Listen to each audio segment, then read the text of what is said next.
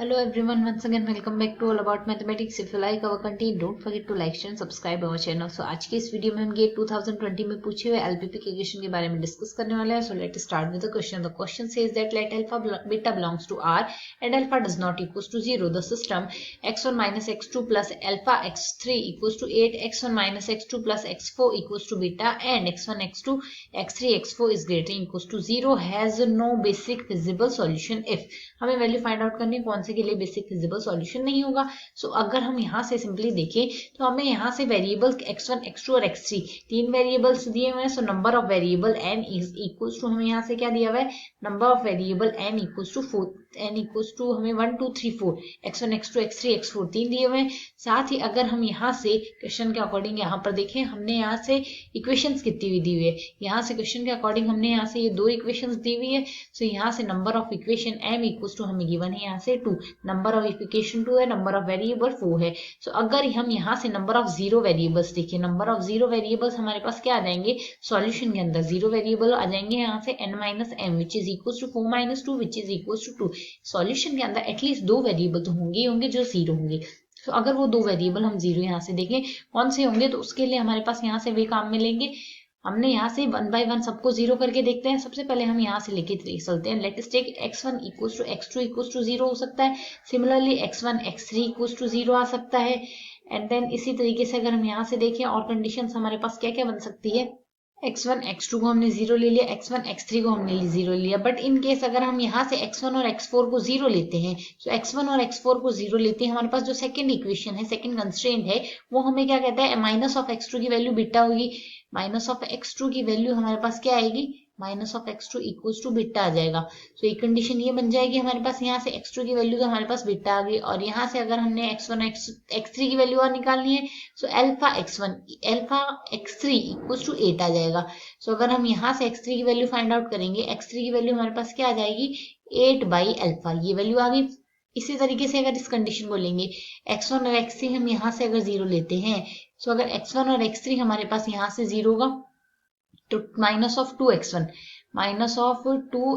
Equals to हमारे पास क्या आ रहा है, यहाँ से 8 आ रहा है. इंप्लाइज यहाँ से हमारे पास जो x1 की वैल्यू आ रही है ओवरऑल माइनस का 4 आ रही है, और x2 की वैल्यू हमारे पास यहाँ से क्या बन रही है, माइनस ऑफ बीटा बन रही है, ये बन रही है यहाँ से. इसी तरीके से अगर इसमें लेते हैं तो x4 की वैल्यू तो हमारे पास बीटा आ गई. सिमिलरली अगर हम यहाँ से x3 की वैल्यू 8 बाई अल्फा आएगी, तो यहाँ से तीन कंडीशंस तो हमारे पास ये आ गई. इसी तरीके से अगर हम और कंडीशंस भी यहाँ से लेना चाहें, तो ये तीन कंडीशन के अलावा हमारे पास कंडीशन हो सकती है x2 equals to x3 equals to 0. x2 और x3 को हम 0 ले सकते हैं, साथ ही हम x2 और x4 को यहाँ से 0 ले सकते हैं. x2 के लिए दो ही कंडीशन हम ले रहे हैं, क्योंकि x1 x2 की हमने ले ली है, x2 x3 आ गया, x2 x4 आ गया. सिमिलरली x3 के लिए कंडीशन ले सकते हैं, x3 equals to x4 equals to 0. तीन कंडीशन ये और बनेगी. सो अगर हम यहाँ से लेते हैं x2 equals to x3 equals to 0, x2 और x3 को अगर हम यहाँ से 0 लेके चलते हैं, तो जैसे x2 और x3 हमारे पास 0 होगा, तो x2 और x3 हमने 0 लिया है, तो हमारे पास यहाँ से कंडीशन क्या आ जाएगी, x1 की वैल्यू तो 8 आ गई, x1 की वैल्यू 8 आ चुकी है, और x4 की वैल्यू आ जाएगी हमारे पास b माइनस 8.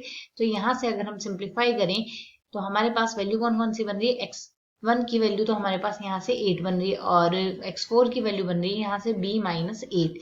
सिमिलरली अगर x2 और x4 को 0 लेते हैं, तो x2 और x4 को 0 लेंगे तो x1 की वैल्यू तो हमारे पास यहाँ से बीटा बन जाएगी, और x2 की वैल्यू हमारे पास बन रही है यहाँ से 8, x2 तो 0 है, x3 हमारे पास यहाँ से बन जाएगा 8 minus beta divided by alpha, ये आ रहा है. सिमिलरली x3 और x4 को अगर 0 लेंगे, तो उस केस में हमारे पास x1 की वैल्यू तो बन रही है 2 बीटा माइनस 8. ये हम इक्वेशन से सिंप्लीफाई किया है हमने. एंड देन x2 की वैल्यू जो बन रही है वो बनेगी हमारे पास बीटा माइनस 8. ये कंडीशंस हमारे पास सारी यहाँ से हमने इन्हीं इक्वेशन से सिंप्लीफाई करके बनाई है. इन दो इक्वेशंस को हम यहाँ से सिंप्लीफाई करते जाएंगे और कंडीशन बना लेंगे. ये सारी कंडीशन बन गई. अगर अब हम यहाँ से आगे सिंप्लीफाई करें, तो यहाँ से जैसा कि हमने कंडीशंस निकाल ली, अब अगर हम यहाँ से रीजंस लेके चलें, सो पहला रीजन हमें क्या गिवन है यहाँ से क्वेश्चन के अकॉर्डिंग, एक रीजन तो हमें गिवन है alpha less than 0 beta greater than 8. इसी तरीके से सारे रीजंस अगर हम लेके चलें, सो 1 बाय 1 अगर हम कंस्ट्रेंट्स को लेके चलें, तो कौन से के लिए हमें यहाँ से नो फिजिबल सॉल्यूशन का केस मिलता है, मतलब फिजिबल सॉल्यूशन मिलना ही नहीं चाहिए. फिजिबल सॉल्यूशन का मतलब वो यहाँ से अगर कंस्ट्रेंट सिंपली सेटिस्फाई नहीं होते हैं, देन उस केस में नो फिजिबल सॉल्यूशन मिलता है. सो अगर हम यहाँ से कंडीशंस लेके चले, पहली कंडीशन तो हमें यहाँ से गिवन है alpha less than 0 beta greater than 8। दूसरी कंडीशन हमें यहाँ से गिवन है alpha greater than 0 and beta is between 0 to 8 हमें यहाँ से गिवन है। तीसरी कंडीशन हमें गिवन है alpha greater than 0 and beta less than 0। Similarly last condition हमें यहाँ से गिवन है alpha less than 0 beta less than 8। ये कंडीशन 4 हमें यहाँ से गिवन है। साथ ही अगर हम यहाँ से हमारे सॉल्यूशंस ले, एक केस में x1 equal to 0, x2 equal to 0, x3 equal to 8 by alpha and last हमारे पास x4 की वैल्यू बीटा आई थी। तो अगर ये कंडीशंस हमारे पास हो, इनकेस अल्फा की वैल्यू नेगेटिव लेंगे तो x3 की वैल्यू हमारे पास यहाँ से क्या आ जाएगी, x3 लेस देन 0 आएगा। x3 लेस देन 0 आएगा तो सीधी सी बात है यहाँ से नो फिजिबल सॉल्यूशन बनेगा, क्योंकि x3 लेस देन 0 आने के केस में नॉन नेगेटिव कंडीशन होल्ड नहीं होगी, so overall no feasible solution आएगा। सिमिलरली अगर हम यहाँ से देखें अल्फा की वैल्यू ग्रेटर देन 0, बीटा भी हमारे पास ग्रेटर देन 0 ही है, सो ओवरऑल फिजिबल सॉल्यूशन तो हमें यहाँ से मिल रहा है, फिजिबल सॉल्यूशन मिल रहा है, यहाँ नो फिजिबल सॉल्यूशन है। सिमिलरली अगर हम यहाँ से देखें बीटा अगर लेस देन 0 आता है तो x4 की वैल्यू नेगेटिव आ गई, सो नो फिजिबल सॉल्यूशन हमें मिल रहा है, और यहाँ से इस केस में भी हमें नो फिजिबल सॉल्यूशन मिल रहा है। सो अल्फा नेगेटिव होते ही नो फिजिबल सॉल्यूशन। सिमिलरली अगर यहाँ से नेक्स्ट कंडीशन में देखें 0 beta 8 minus 2 beta and alpha and 0, एक सॉल्यूशन ये आया था। सो इस सॉल्यूशन में बीटा अगर हमारे पास ग्रेटर देन 0 है तो उसके केस में नो फिजिबल सॉल्यूशन है, इसके केस में नो फिजिबल। यहाँ से अगर बीटा की वैल्यू ग्रेटर देन 0 आ रही है तो ये नेगेटिव आ जाएगा x2 की value, so overall no feasible solution बनेगा। यहाँ से अल्फा की वैल्यू ग्रेटर देन 0 आ रही है बट बीटा लेस देन 0 आ रहा है, सो बीटा लेस देन अगर हमारे पास यहाँ से 0 बनता है, सो इस केस में हमारे पास बीटा की वैल्यू नेगेटिव होने से ये केस पॉजिटिव बनेगा और ये केस भी पॉजिटिव, ओवरऑल फिजिबल सॉल्यूशन मिल जाएगा हमें यहाँ से।